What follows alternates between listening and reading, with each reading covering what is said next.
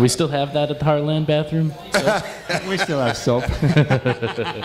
Yes. Well, it's great to have you here on the show, and you're looking really sharp. Like I said when you walked in, old school cool. Old school. Thank you very much. Yeah. Appreciate it. Well, tell us a little bit about the hit. For those of you who are younger and don't remember the impact of the Impressions, they weren't a Motown group. They were a Chicago group. I think before that they were out of Tennessee. That's right. And you got involved a little bit after they started. You were there with Curtis Mayfield. Yes. You left, then you came back. You became their lead singer. And most recently, I know you got a lot of projects in the work, but one of the things you did most recently was you played Curtis Mayfield in the Black Ensemble's production about his life. I did, and we had a historic run for me especially, because it was my first opportunity to act. And so we were scheduled for the usual 6 weeks. We ran close to 7 months. We did over 120 performances. Wow. Thank you.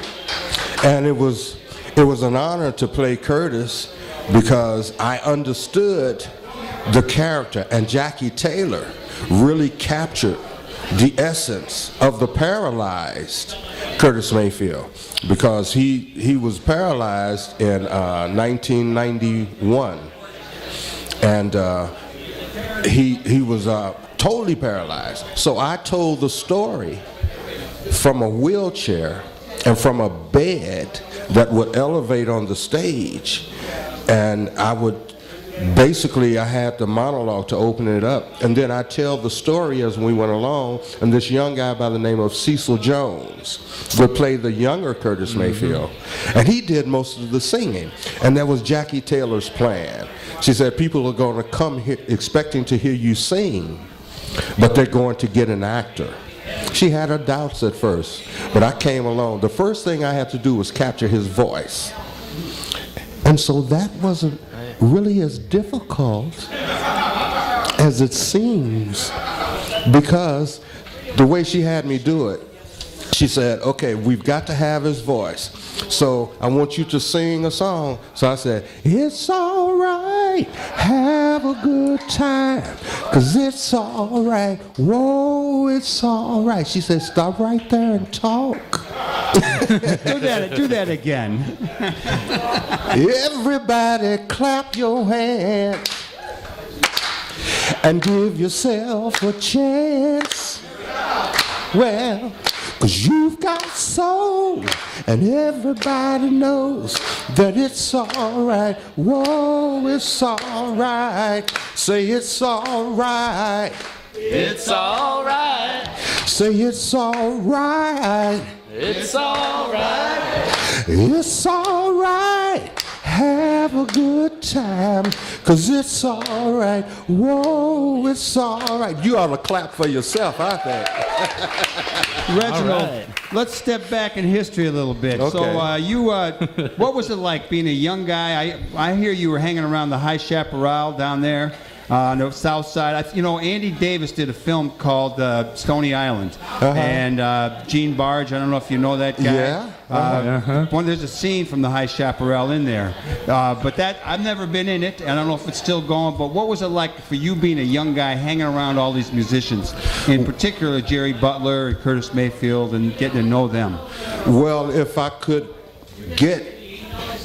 experience any more humility, that's where it came in, because I came from Chicago Heights. And so there was a member of the band from the Womb to the Tomb. His name was Fred.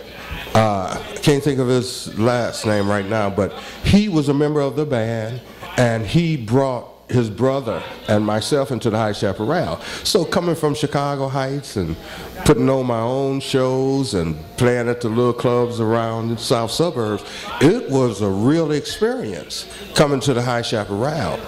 And then the Enchanters, who I sang with, became basically the house band.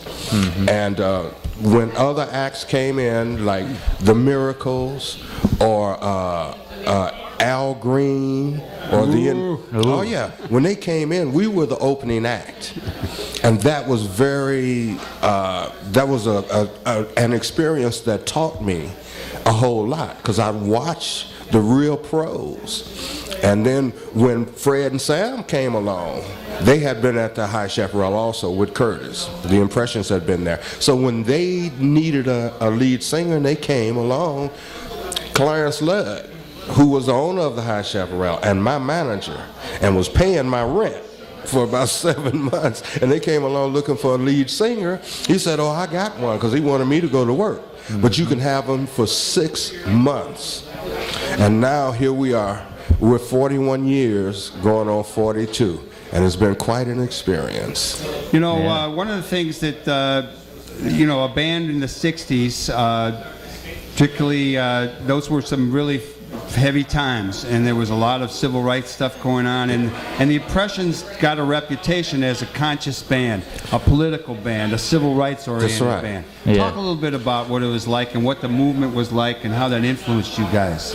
Well, there was a high side and a low side. The high side is that Curtis, once he got out of Cabrini Green and started traveling around the world and being refused entrance to a lot of the hotels and a lot of places restaurants they couldn't go to, and he began to listen to the message of a Dr. Martin Luther King. And he listened to the message of Malcolm X and Medgar Evers, and he started to pen it. And he came up with these great songs, Keep On Pushing, We're a Winner, Move On Up. If you had a choice of colors, which one would you choose, my brothers? And so the black radio stations played it. The white radio stations like WLS here would not play it. I was listening to WVON myself. Yeah, okay, well, you the man. You got soul, and everybody knows that it's all right. But anyway, back to the story. So, the high side was the message that was given by the speakers and the leaders was transferred into a song, and it became the theme of the civil rights movement. People Get Ready was a song that they sang before they prayed, before they marched. Amen was a song they sang while they marched. So even though it slowed down the Impressions' career for a while, because you do need the white audience to cross over and to really move on up, no pun intended. And so that was the downside. The upside is the legacy is here. And now the message is accepted everywhere, especially in Europe, where they know all of our songs, and we go over there. And I heard on another show on this station earlier this morning talking about the reception in Europe. So the message, even though they didn't experience it, they got the message and they sing along to the message. And plus, it seems like they're a little timeless now. Instead of, dated, it's timeless. The message is timeless. Hey, the message is coming back too. It's coming back. I really think that we're going to be set for some kind of revival on the not only social justice but economic justice front. There's a lot of people from a lot of labor unions, even Christian churches. There's people everywhere who are concerned about what's going on. I find young people today paying a little more attention. Well, I tell you, I have a new song coming out that deals with that message. It's called Don't Give Up on Your Dreams. It's not as hard as it seems. How about you? Can you sing a little of that? Because I don't think we have it. No, you don't, because it will be released on the 24th. A little advance here. Okay. Please don't give up on your dreams. It's not hard as it seems. Don't give up on your dreams. No, no. Try, you can win if you try. Someday you will fly. Don't give up on your dreams. No, no. That's the chorus. All right. Oh, that's so nice. Thank you. Reginald Torian, what's your fondest memory of in your life that you could share? My fondest memory. Yeah, well, let's just, musical or political or acting or praying, whatever it might be. Acting would be the Mayfield story, but that's recent. But if I go all the way back to first joining the Impressions in August 18th, 1972 is when I auditioned.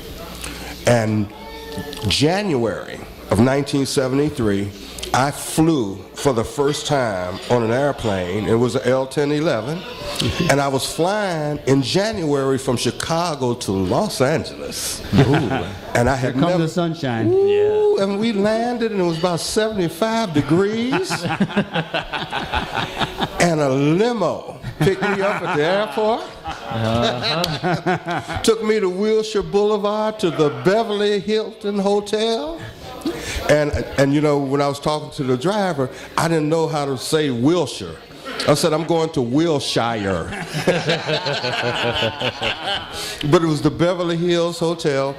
And the thing was, we were going out there to do the very first midnight special with Helen Reddy, Wolfman Jack, Ike and Tina Turner, Rare Earth, Curtis Mayfield, and the Impressions. That was the first show. The second show was American Bandstand with Dick Clark.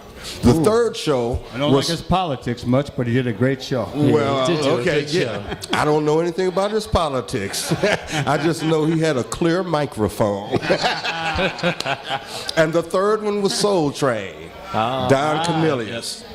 And all this was with Curtis Mayfield. So that's the highlight. That's what I remember most. One of the things that caught my attention when Lynn Orman was saying that you might be a guest on the show was that you were going to tell us a little bit about an early black radio station. And it turned out it's in Rochester, I believe. And I had grown up, my dad had been involved in a radio station, WV, I forget what it's called. I don't think it wasn't a black station. Wait a minute. You said, story? You said I might be involved. You know something I don't know? Because, tell us. Okay, I will be involved in the celebration of the 40th year anniversary for WDKX in Rochester, New York. They're 40 years of urban contemporary soul music, and they are being inducted to the Music Hall of Fame. And I'm going to be performing as a representative of the Impressions.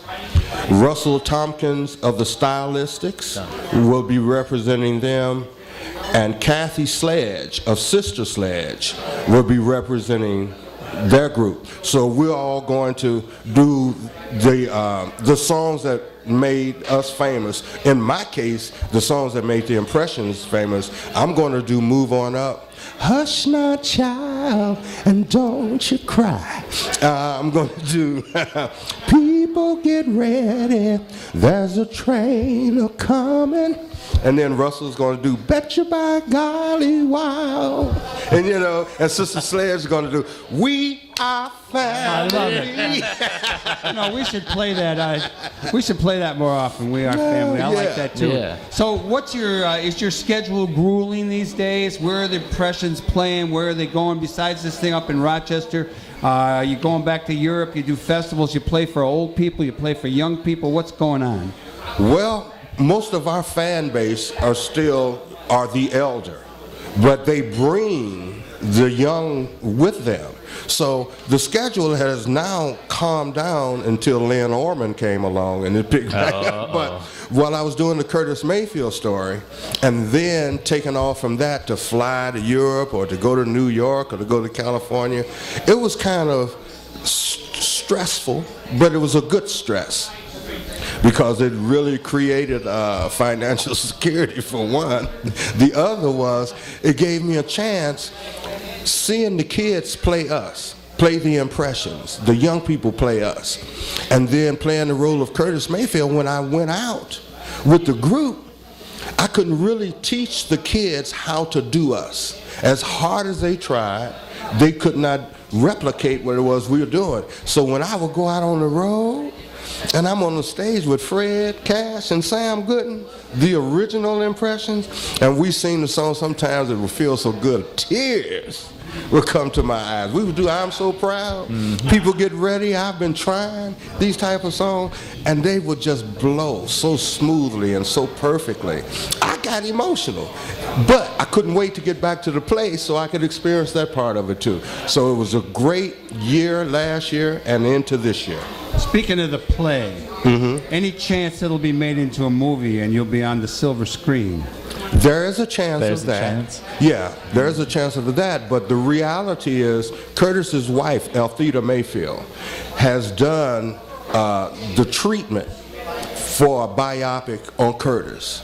Well, she's going to tell her story. See, Jackie Taylor's purpose is, her mission statement says, our plays are designed to remove racism, hatred, jealousy. Mm-hmm. And so they're all positive and uplifting stories. So we focused on the good of Curtis Mayfield, the impressions, Jerry Butler, Gene Chandler, Major Lance, Mavis Staples, Gladys Knight, all these people that Curtis worked with. But Althea promised she's going to tell a different kind of story. And I love the truth. And so, I love the truth. I love the truth. That should be our theme song. Yeah, now you can stand by, listen for it, because it's going to be a great story. And as I understand, it's going to be directed by Steven Spielberg. So this is a huge project. So you're going to be in it, you hope? Oh, I'm going to be in it, but I won't play Curtis. I'm going to play the role of another icon from Chicago, Carl Davis. Now, Carl Davis was the producer of all these artists that I just named, and Curtis wrote the songs for all the artists. Carl produced them. Althea feels that I look a lot like Carl, and I can talk like Carl Davis too. Well, if I have an old white guy with a SAG card for the movie, keep me in mind. Let me ask you this.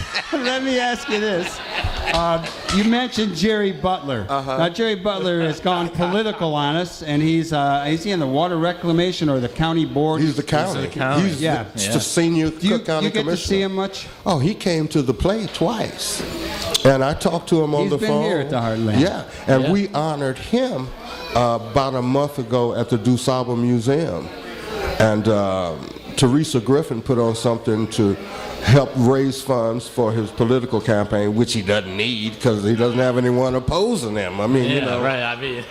Well, we're running out of time. So no, we're not. How do people... you could keep talking. You're just trying to send me home. No, I want you... We usually go out with Jimi Hendrix, but we're going to have you sing. But first, I want to tell everybody that next week, we've got a good show coming on up, and I don't have all the information, but David Megacy, who played with the St. Louis Cardinals and worked with the NFL Players Association, will be in town, and he'll be on the show, and I think that the Barrett sisters are going to be on, and then we have one more person, but it'll be a good lineup, and I want to thank everybody who listens. I want to thank everybody who makes the show possible. I want you to continue to do good in the world, and so we say all power to the people. And now Reginald Torian's going to sing us a little tune as we go out. From nowhere through a caravan, around the campfire lights, a lovely woman in motion, with hair as dark as night. Her eyes were like that of a cat in the dark that hypnotized me with love. Do you know it? She was a gypsy woman. She was a gypsy woman. All through the caravan, she was dancing with all the men, just waiting for the rising sun. Everyone was having fun. I hate to see the lady go, knowing she'll never know I love her. I love her. A gypsy woman. You sing it too. Come on. A gypsy woman. One more time. A gypsy woman. A gypsy woman. Thank you, everybody. Thank you so much. And if I could get Nate Herman up here and Tirza up here, we're going to take a picture of everyone who's on the show today. And Lynn, you get up here too. Hal, get up here. Everybody. All right, that was fun, man. All right. Let me get your phone number before you get out of here. You're listening to 88.7 WLUW.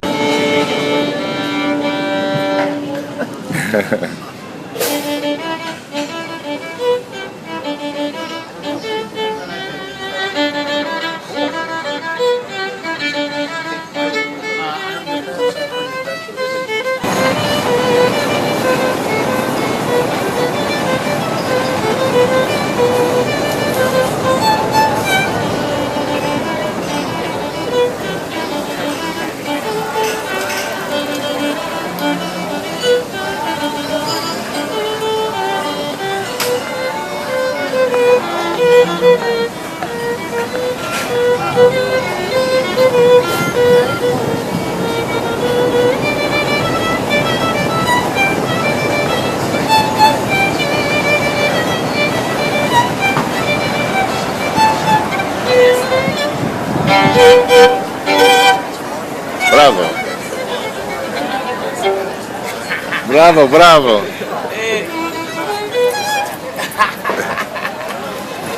¿Otra o no? Otra. Otra.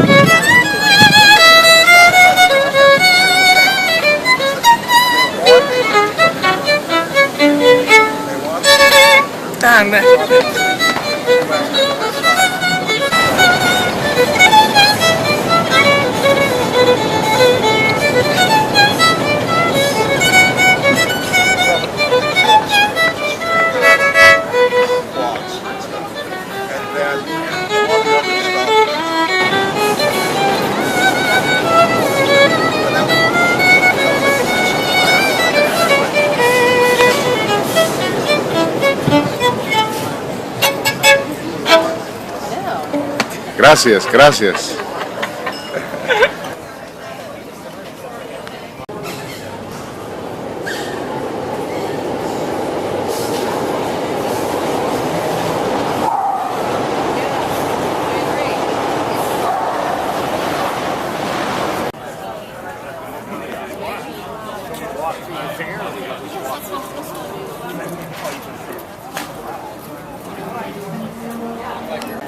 We talked about going into a smaller place and something. That's not going to help. Yeah. Yeah. Oh gosh. Well, enjoy. Maybe I'll see you back here. Yeah.